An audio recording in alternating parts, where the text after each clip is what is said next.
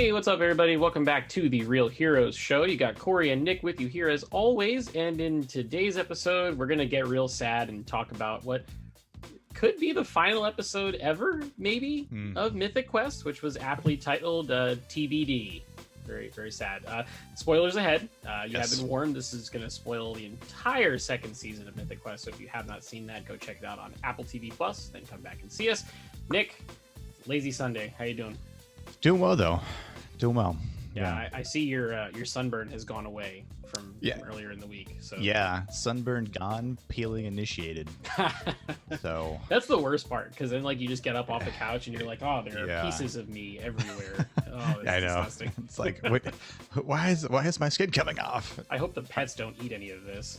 Yeah, I'm trying to hydrate and make sure my skin is hydrated and all oiled up.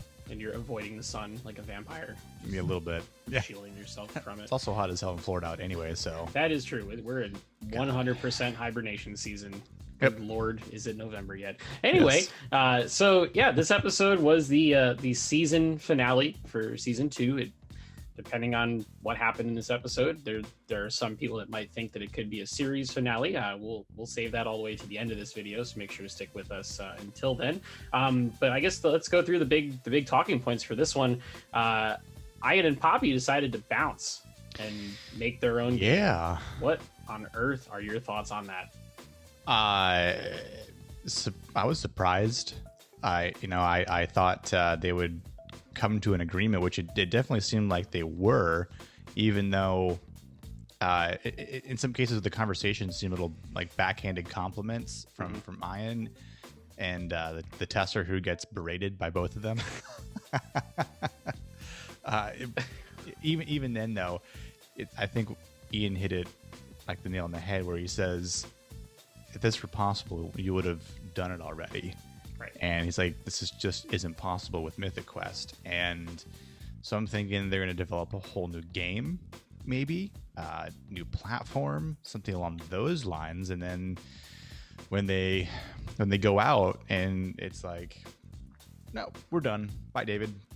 We're sayonara. We're going to do our own thing. We're going to create a whole new game. So not to say that the two of them couldn't or can't pull it off.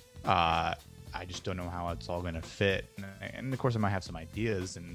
But so you already have the studio. You already have all the firepower to use your resources and then do something there. Even if like you broke off in like a separate sub branch of it where you still stay with everything that you have, but you're creating something entirely different. But and they're like, bye.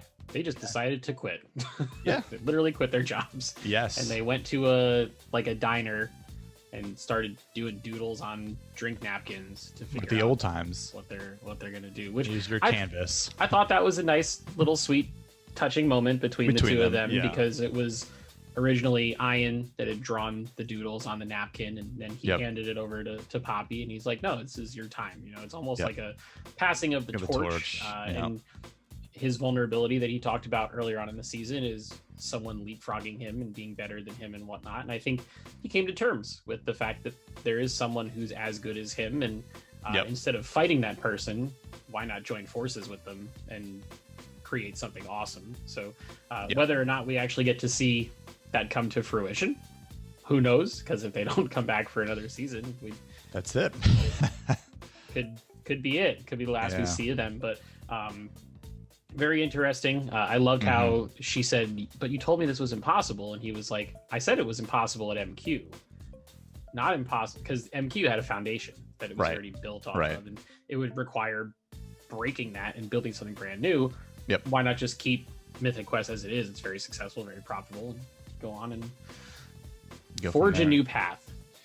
Yeah. And we kind of saw that in the previous episode where she tries to demo it off, and it at first works, and you kind of see Ian get a little worried there. And I think at this point, for multiple reasons, as we know from the finale, and it's kind of, it definitely moves their character development forward because, like you said, we both said passing of the torch. If he feels confident now that Poppy as his protege has now I don't want to quite say like Obi-Wan and Anakin, where like now I am the master sort of thing, but she's not a master of evil, of course, but she's understanding how Ian is here, and she's being brought up to here. So there's this mutual respect, and it's not like I'm Ian, I'm gonna create all the rules and just give you all the orders and you do the work for me. But now it's something, it'd be cool to see a third season just to see how they build and what they go through. And I just, I'm curious to see if we'll get any weird or cool like backstory episodes like we did with backstory and was it Dark Quiet Death? Dark Quiet Death. Yeah. So, again, it'd be cool to see something like that again. Yeah. With them. But I also like, and I was hoping for this a couple episodes ago, where CW has a talk with them. And they're walking down the hall, and I thought it might be a little bit more like relationshipy. But I'm kind of glad it wasn't like intimate wise, but it was sort of like, this is the end of the hall, but this is just like the end of the chapter, right? Like what's next? So he's almost incentivizing them to think beyond the horizon. Right. And so I'm glad to see CW play a little bit more of a part in that and to help push them. Right. And it made sense that having him have those 2 episodes, they're all about him this season. There needed to be something big in the grand story that involved him. And he was the push that they needed to make the decision that Raven's Banquet was the final chapter of Mythic Quest for them. And now it's time to go on and do their own thing. And, I wouldn't be opposed to a 3rd season where they come back like begging and pleading because they failed catastrophically and they need their jobs back, which would be kind of hilarious. But that brings us to David, because David was not thrilled that they were going to leave. David goes through a bunch in this episode. He does. He just thinks he's friends with everybody, and then everybody in his life basically leaves him. Bye. Whether it's the testers going off to Berkeley, or Ian and Poppy leaving, or Brad getting fucking arrested. All of that, which, the love triangle, if you want to call it that, between Brad, Joe, and David this season has been very interesting, and it led to Joe almost getting pegged for insider trading, but then Brad takes the bullet for her, but not really for her. It's more for him, because he says that the amount of street cred that this is going to give me is through the roof, and he puts his arms out and just says, "Cuff me, guys." And they're like, "It's like that won't be necessary. We just want to talk, dude. We don't need handcuff you." But it was pretty cool. There was a fun moment where they're walking out, and Joe's like, "Big time perp walk coming through." And I like how they end up telling Ian and Poppy, and they're like, "Yeah, that's not surprising." Yeah, that tracks. That tracks. Yeah, it's like wow. Yep. But when Joe's trying to get Frank, Brad's brother, right? Yeah. And he's like, "Well, but whatever do you mean?" And she just loses insider trading. The script is very illegal. She goes off script with CW, and she's like, "Are you dying, motherfucker?" Just rages, and CW is like, "Oh." There's one point where CW wrote on a sheet of paper, "Too formal." Yeah, because she was basically reading the law book at him about insider trading. It's like, dude, so bad. But it all ends with Brad getting arrested, Ian and Poppy leaving. David, do you think he was gonna go up there and jump off the top of the building, or what? Maybe. I think it could have been one of those things where maybe a slight rewrite could have been David was already on the ledge, looking down. Joe walks onto the roof, right? Because of what happened between her and Brad, and when she says to Brad, "Oh my God, you are the real shark," right? And then maybe when he gets taken away, Joe's left looking around like, "Well, who do I have now? Brad's arrested. Where's David?" where's my safety net, and then she's looking for David, and then realizes, oh shit, David's on the roof, oh shit, he's about to jump, and then saves him by saying something like, I need you, take me as your protege again. And then David kind of realizes, oh, someone needs me. I am someone I am something to someone, and he steps down, sort of thing. I could see it like that, but that didn't happen, right? Like, I'm imagining that in my head as I'm like watching it. I'm like, I could see it go that way, but it didn't. She's like, the show is too tough on David. Yeah, why are you on the roof? That moment. Instead, she's just like, I just came up here for fresh air. She's like, can you take me back? And he's like, yeah, but we're not friends this time. And she's like, we never were. Yeah. He's like, yeah, good. Let's keep it that way. It's just like, poor David, man. He goes through a breakup. He finds a widow. He proposes to her. Doesn't go well. He has just been put through the ringer this season, and he's taken it hilariously in stride every single time, which is good fun. So, so the last storyline that we had was with Rachel and Dana, the testers, and they're about to head off to Berkeley. One of them gets in, one of them doesn't. Yep. Whoops. Which is pretty funny. It's like, we just quit our jobs, and Carol walks in and just kind of puts the paperwork down. She's like, I'm not touching that shit. That was hilarious. I ain't touching this shit. And she just dips. We had one more magical Carol moment for the season. And then later on, when Rachel and Dana are like, well, you know how they said not to fuck in the office? Well, we don't work here anymore. And then it cuts to Carol, and it's almost like she has like this clairvoyant moment where she's like, it's happening. They're doing it. Is that what I think's happening right now? Yeah. Good fun to be had all around. Ian and Poppy's last move as co-creative directors is to fund her going through school. They're like, but not Berkeley. We're going to take you to one of the cheap local places. We're going to keep you on contract so that way you don't go to another studio once we're done. Which was a sweet, nice little thing, which was cool. However, just like with all of this other stuff that we've gotten, every single arc had like full closure. There wasn't like okay, well, this is the end of the season, but here's the cliffhanger, or here's where season 3 might go. It kind of felt like the door was getting shut in almost every direction. So the question I want to ask you is, deep down in your heart of hearts, do you think that there will be a third season of this show, or do you think that they planned it this way and that this is it? I could see the series ending because of the way it was shut, the way this book was shut, and I think there's the parallels between Ian and Poppy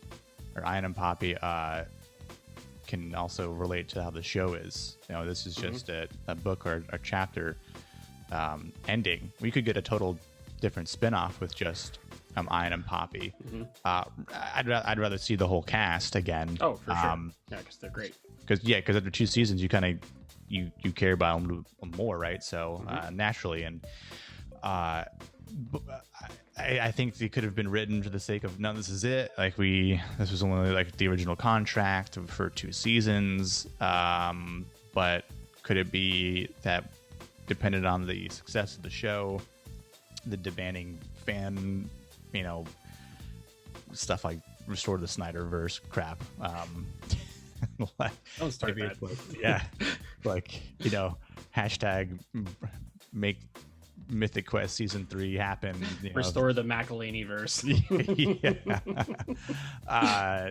So again, I think I could see it going both ways. I could see the whole series ending.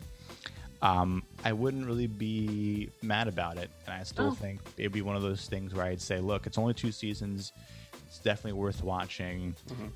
For the 2 seasons' sake. It's got a lot of good writing. Good character development, even through 2 seasons. But at the same time, there is a part of me that wants to see this continue. Sure. And again, I don't think it needs to go 10 seasons, right? Like, I think or even the length of say how like It's Always Sunny has gone, like through 14 seasons. Like I don't think any show is going to go that long ever again. that show is literally the never-ending story. And it's good because it can be the one never-ending story. Right. But, 14 seasons. That's a. My light just turned off. Did you see that? He went dark there for a second. I went very dark. Oh well, we're recording the rest of this episode dark. That's fine.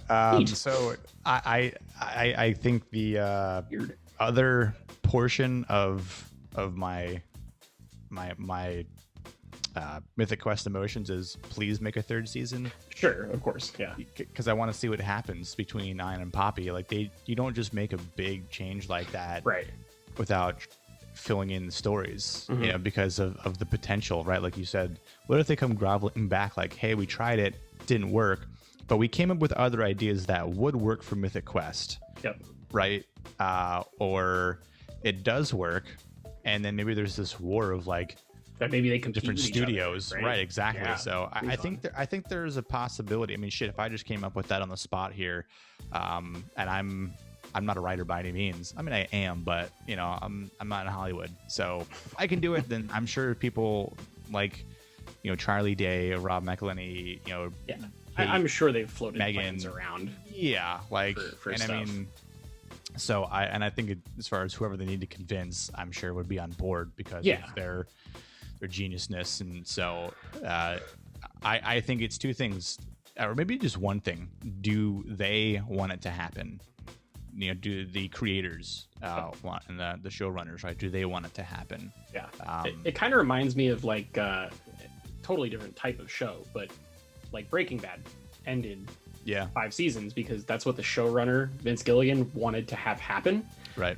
He said that he didn't want to overstay his welcome and get to a point where people didn't care about the show anymore. So it was just like, leave the party while it's still raging and call it a day and just be happy with it.